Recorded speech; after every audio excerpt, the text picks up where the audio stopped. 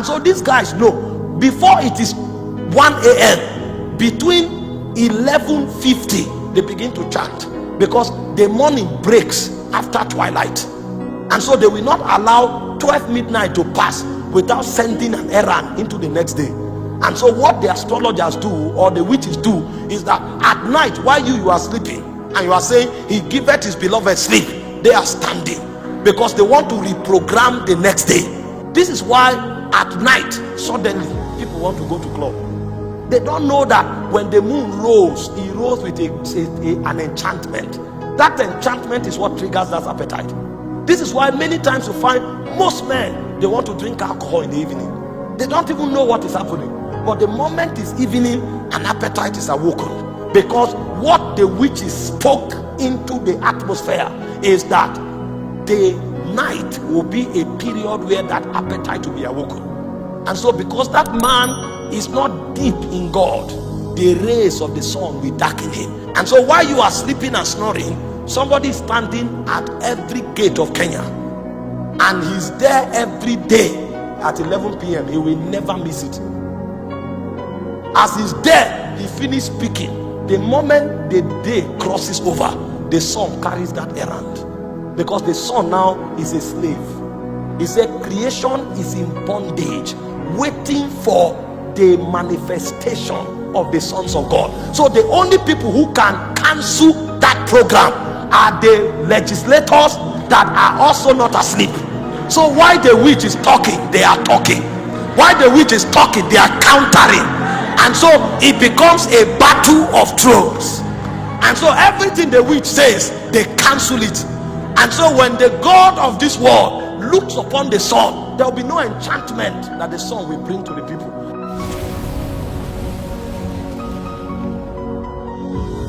Welcome to the Gospel Bank.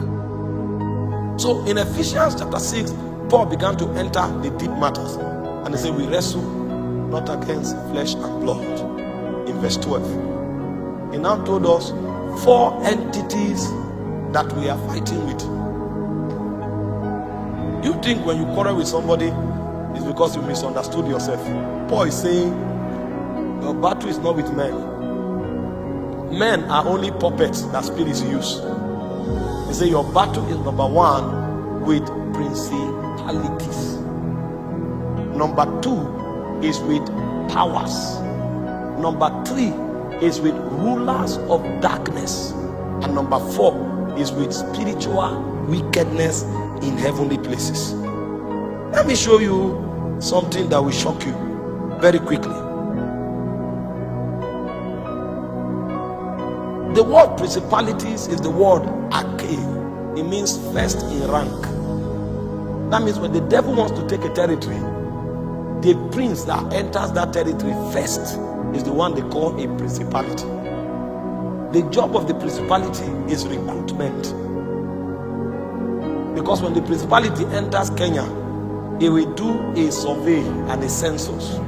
Know how many citizens are in Kenya, because it needs people that have legal right in this territory.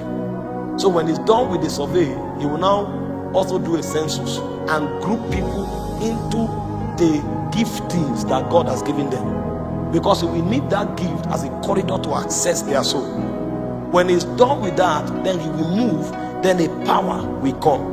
The word power here is the word exousia, but this exousia does not just speak about authority. This exousia speaks about the liberty of choice.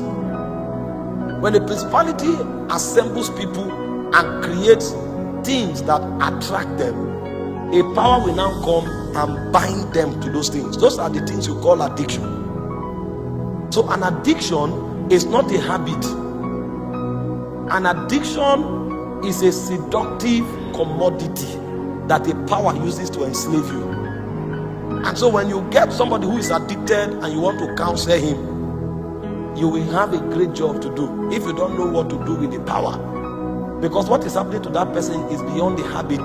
The spirit is using that thing to access his soul. So long as he continues to fornicate, his soul is open for the spirits to use anytime they want. So long as he continues to lie, his soul is open But the only thing that they will do to keep the door of the soul open is that a power will have to be there. So the power is the one that forces that person against his will to keep the door of his soul open, so that the devil can deploy his gift to carry out his own agenda. The devil is not the one who gave the gift, but he knows how to harness the gift. So he knows you are a prophet, and if you are connected to God, those giftings can become the basis by which God will traffic through you to affect the city. So what he will do is that he will turn you against God through fornication. And so long as you are addicted to fornication, your heart and your soul is open. That's why Paul, speaking in Ephesians 4:27, he said, give no place to the devil. Because if you give a place to a principality, a power will bind you. And when you are bound, then the third person comes. It's called rulers of darkness. The word rulers is the word cosmos kratos. It means the lords of the realm. Because even among spirits, they are lords. And what these lords do is that they write laws. And so when a man has been successfully bound by a power, the lords will now come and write a law. That law now will become his destiny. Now, before you came, there was a Lord of heaven that wrote your destiny. He said, before you were formed in your mother's womb, I knew you. I ordained you to be a prophet, to pull, to uproot, and to establish. Now, that was what the Lord wrote concerning him. But now he came into an ecosystem that is ruled by a spirit.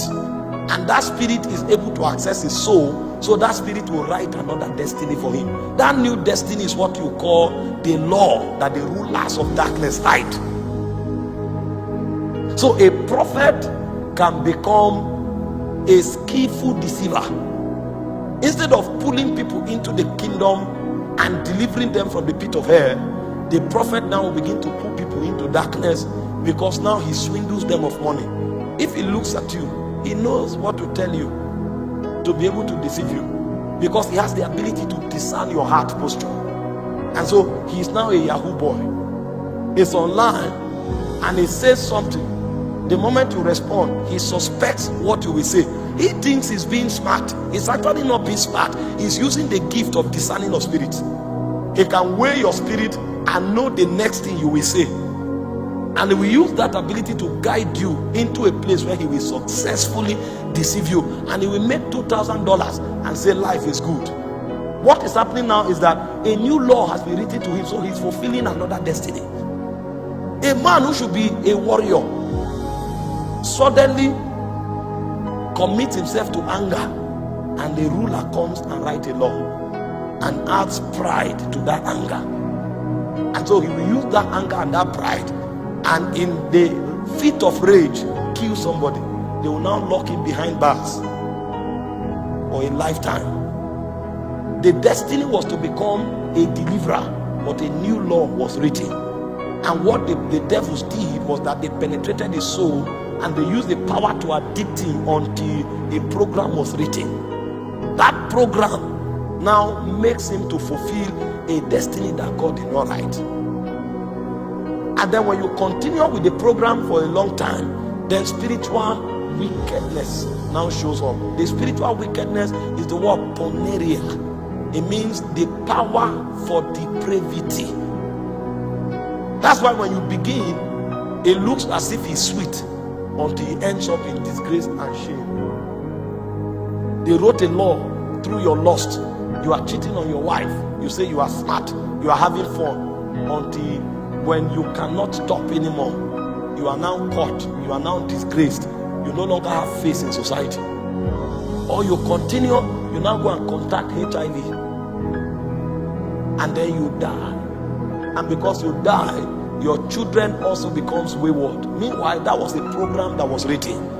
The moment the program was activated, the god of depravity now shows up. You are a young girl, you are supposed to be a voice in your nation. But the moment God began to give you small visibility, you now had 7 boyfriends. One gives you money, one satisfies your appetite, another one has a car that drives you around. You say life is good, until you now end up with abortions and they cut your womb. Now that your womb is cut off, You no longer have the confidence of womanhood. You fall into depression, and then you enter into drugs, and then that destiny is plundered because depravity has entered. Now, when they do this thing at a corporate level, they now take over that atmosphere. That territory now becomes their kingdom. So when we say the kingdom of darkness, it's not necessarily in the water. When we say the kingdom of darkness, is actually what the spirits in the waters come to achieve among men. So the kingdom of darkness is actually with men, because there are princes that come from the waters and they plant their reality in men. So the men begin to mirror on earth what is supposed to be in the waters. Are we together? Now, sometimes in order for these spirits to be able to do this, they will need human agency to help them. And if you think this is a joke, let me show you two cities in the Bible that these guys successfully built. The first is called Egypt. If you study Isaiah, which I will not enter this morning, the Bible calls it the spirit of Egypt. That spirit is a spirit that stops you from fulfilling destiny. So when you find people who are suffering from limitations, oppressions, who cannot rise into their destiny, they are under the oppression of the spirit of Egypt. And so when God wanted to deliver Israel, in Exodus chapter 12 verse 12, the Bible said, God said, tonight I will pass through Egypt and I will judge the gods of Egypt. That means Pharaoh was not the ruler of Egypt. The ruler of Egypt is one of these guys that Paul spoke about in Ephesians chapter 6. Until you judge that ruler, Israel cannot be free. That means Egypt is not a location in North Africa. Egypt is actually a location regulated by a spirit called Egypt. And until God was able to judge that spirit, nothing could happen. And then you come to another city called Babylon. And in Daniel chapter 10 from verse 20, when Daniel was praying, Daniel entered into a surprise revelation. And what did Daniel discover? Daniel discovered that the ruler of Babylon was not the king. He thought the king was the ruler. He was praying to God so that the heart of the king will be touched and they will be set free. When he started praying, he was now shocked that there was a prince called the Prince of Persia. It was the Prince of Persia that was dictating everything happening in Babylon. And he was surprised to know that these princes had allocated times and seasons to themselves. So much so that the Bible said, when the Prince of Persia is gone, he said the Prince of Grecia will come. Do you see why Paul said we wrestle against principalities and powers, rulers of darkness and spiritual wickedness? Because when one finishes his regime, he steps aside for another to come in. And while they are doing that in the heavenlies, they recruit agents on earth that they use. The agents they use on earth are the agents that helps to bring spiritual administrations of what is happening in the heavens into the earth realm, because they will need to mingle with men.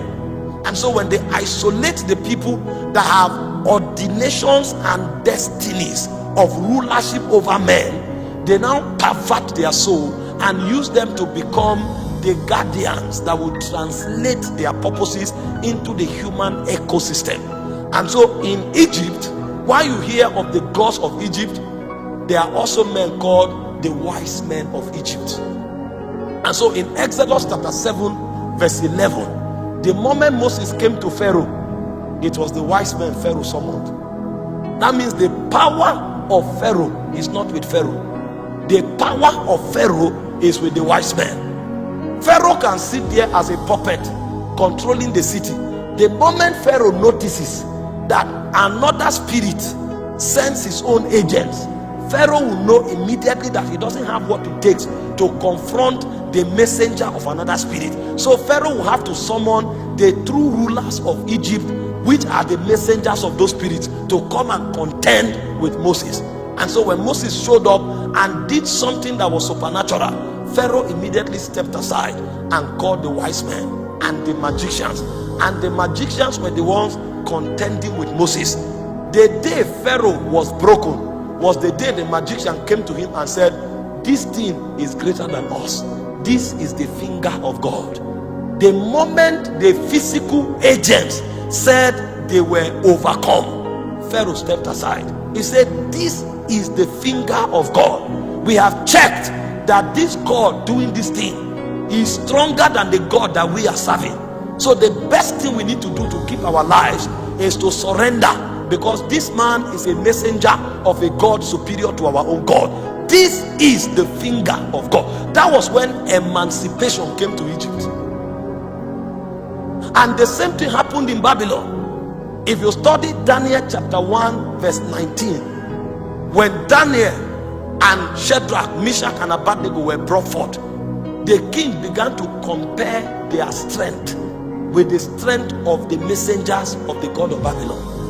And the Bible said, of all that the king demanded of them, he said Daniel and his friends were 10 times better than the magicians and the astrologers. And so every territory you enter, there are spiritual entities that are lords over that territory, and there are human agencies that transmit the agenda of those spirits. This is why evangelism is not enough to bring salvation. Before evangelism can be productive, intercession must first of all be fruitful.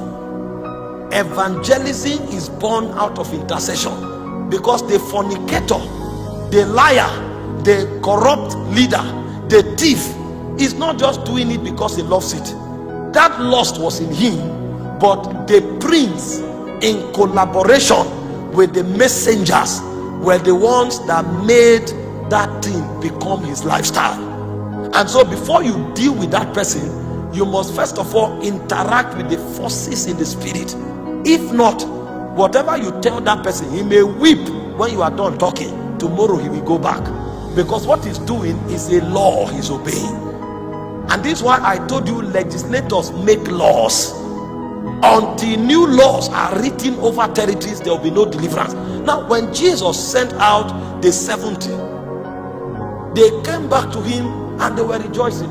In Luke chapter 10, the devils are subject to us. And Jesus looked at them and said, I saw Satan fall like lightning from heaven. I did the battle in the heavenlies before I sent you as messengers on the earth. And so if there is no contention in the heavenly, and if there is no making of warriors on ground, every other activity on earth will not produce result. The activity on earth is productive because there are engagements in the heavenlies, and there are functionaries on earth who are able to download what is happening in the spirit and make it laws over the city. When those laws are written, even a baby can begin to cast out devils. Even a young prophet can suddenly begin to talk to 10,000 people. That's what you call revival. But what you call revival is actually a product of spiritual litigation in the spirit that opened the atmosphere and unseated the wicked spirits that were lords over those lands. And so tonight, what God wants to teach us is how to make the functionaries that know how to cooperate with him in order to bring his corporate agenda over a territory. If God is able to raise 12 of such people from this meeting, in 1 year something will happen in Kenya. Such people are not many, but they are the ones that bring deliverance to territories. For Egypt, there was only Moses. For Babylon, there was Daniel, Shadrach, Meshach and Abednego. And so sometimes you can come to a whole territory, there are 3. What I'm about to teach you this morning, some of you, it may come to you as a body.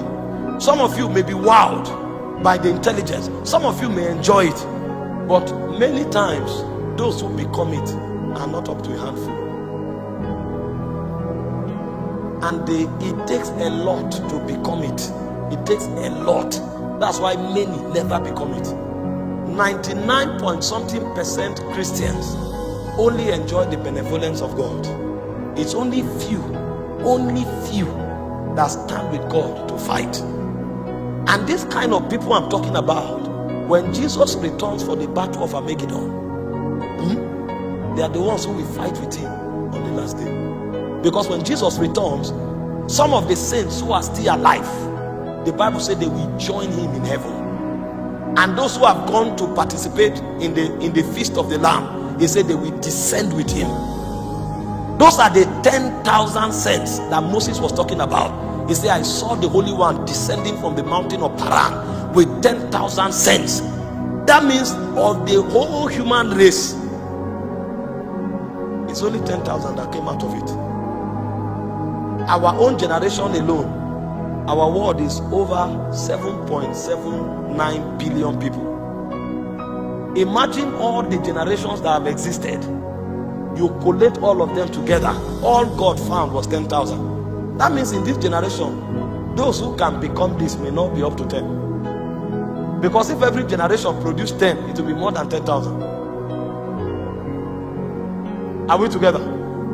And so when you come into a city, the quality of Christianity you see there and the atmosphere you can touch there is a product of the operations of the legislators.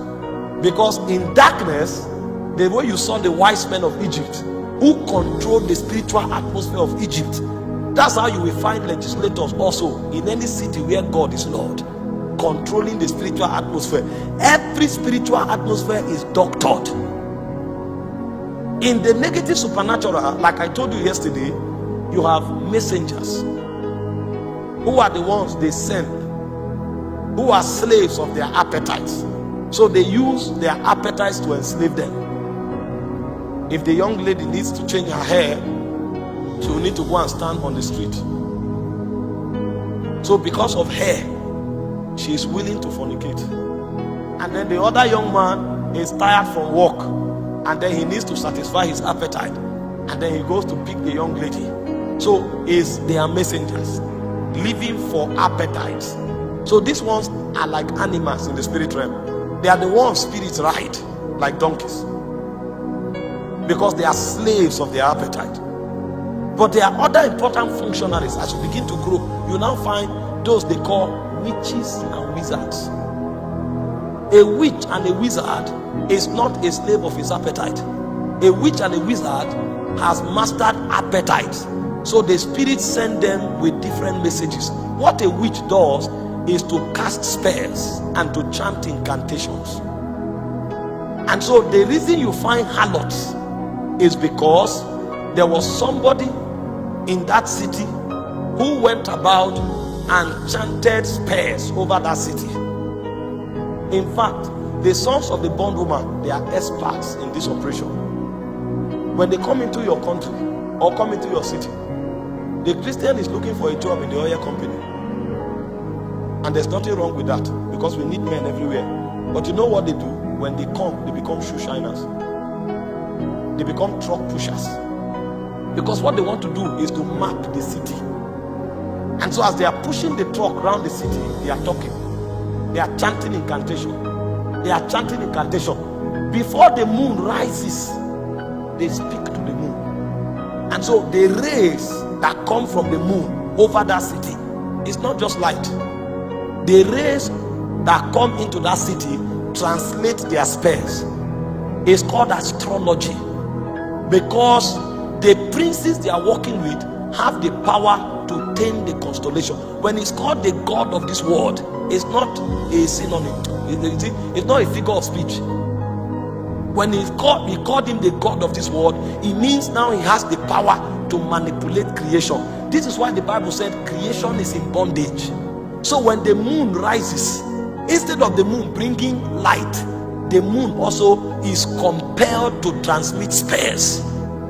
And so why the prince in the heavenly is controlling the moon, he needs a witch on earth who will cast those spells into the atmosphere. So when the moon is rising, the moon will be forced to carry that spell. And so when you are walking under the ray of the moon at night, if you don't have a covering, that spell will come on you. This is why at night, suddenly, people want to go to club. They don't know that when the moon rose, it rose with an enchantment. That enchantment is what triggers that appetite. This is why many times you find most men, they want to drink alcohol in the evening. They don't even know what is happening. But the moment it's evening, an appetite is awoken. Because what the witches spoke into the atmosphere is that the night will be a period where that appetite will be awoken. And so because that man is not deep in God, the rays of the sun will darken him. If you study Songs of Solomon chapter 1 verse 6, he said, look not upon me because I'm black. He said the sun has looked upon me. And so these guys know, before it is 1 a.m., between 11:50 they begin to chant, because the morning breaks after twilight. And so they will not allow 12 midnight to pass without sending an errand into the next day. And so what the astrologers do, or the witches do, is that at night while you are sleeping and you are saying he giveth his beloved sleep, they are standing because they want to reprogram the next day. The God of the spirit realm of the earth, he will send the rays, but you need to send the curses. You need to send the enchantment. You need to send all of the incantation. And so the job of the witch is to make sure that midnight does not pass until he has sent the program. And so while you are sleeping and snoring, somebody is standing at every gate of Kenya, and he's there every day at 11 p.m. He will never miss it. As he's there, he finishes speaking. The moment the day crosses over, the sun carries that errand, because the sun now is a slave. He said creation is in bondage, waiting for the manifestation of the sons of God. So the only people who can cancel that program are the legislators that are also not asleep. So while the witch is talking, they are talking. While the witch is talking, they are countering. And so it becomes a battle of thrones. And so everything the witch says, they cancel it. And so when the God of this world looks upon the sun, there will be no enchantment that the sun will bring to the people. Then deliverance can begin to come to that city. And so they have messengers that are compelled by their appetite to dominate a city with iniquity. And then they have witches that cast spells and enchantments and incantation. And then they have what we call the warlocks. The warlocks are superior to the witches. The warlocks are the ones that supervise what the witches are doing. And so if a witch is supposed to cast a spell that will bring fear into the people living in Mombasa, the warlock will be checking every week to make sure that the spell is working. If the witch is to cast spell to make sure that families break, the warlocks will be working to check that families are actually breaking. And so if the warlock moves around and there's no news of divorce for 3 months, he knows something is wrong with the program. So it is the warlock that reports to the sage that this program is no longer working. So they need a superior intelligence. Maybe the intelligence they were using before to create divorce is immorality. And they now see that divorce is no longer happening because another intercessor came and locked his knee on the ground and began to fight immorality. And so a point comes, he pushes the spirit of immorality backward, because he pushes that spirit away.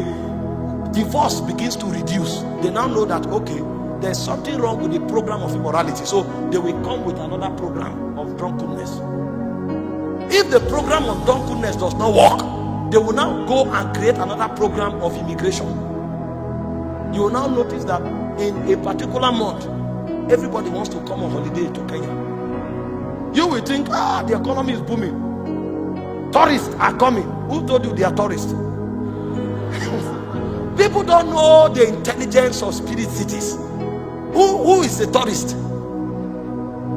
They notice that immorality has gone down. Drunkenness is not working, because the moment they create a new law, a new legislator rises. If they create a new law, a new legislator rises, shutting every gate they want to open. And so they will keep opening gates. When the tourists come, the men will now discover that these people's skin are different color. Their body shape is different. So something will happen again. If legislators don't rise, then the activity of darkness will be growing. And the job of the warlock is to give situation report that this thing is happening. If it's not happening, the warlock is stronger than the witch. The warlock does not need the sun. The warlock can come and stand in the city center and say something and emit an energy because he is more powerful. He doesn't need something to help his utterance. He can translate his utterance because he's a master of spells. And then after the warlock, you have what is called the sage. The sage is the one that imparts the warlock. The sage is the one that trains the warlock. I gave you an instance of Merlin yesterday. Hope you noticed that Gaius was a sorcerer of the old religion. But when they poured sorcery, he now decided to hide and he became a doctor. Now when Merlin had his gift, he needed a sage to train him. Because he had a gift, but he couldn't master it. He didn't know what to do. So the mother had to send him to Gaius. And so when he came to Gaius, and Gaius discovered that he had that gift, because this one is not for everybody, it's for the gifted ones.